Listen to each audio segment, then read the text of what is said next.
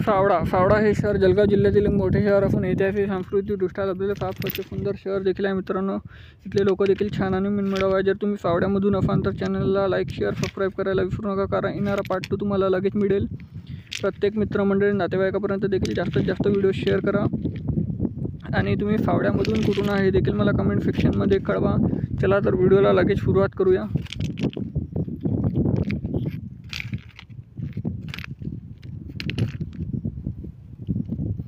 फावडा ते जळगाव हे 46 किलोमीटर अंतरावर आहे। 6 तासाचा प्रवास आहे मित्रांनो। प्रत्येक 4 तासाने बसेस सेवा इथे जाण्याकरिता उपलब्ध असतात आणि हे फावड्याच्या बस स्थानक रावेर आगारमध्ये येतात हे अंतर्गत।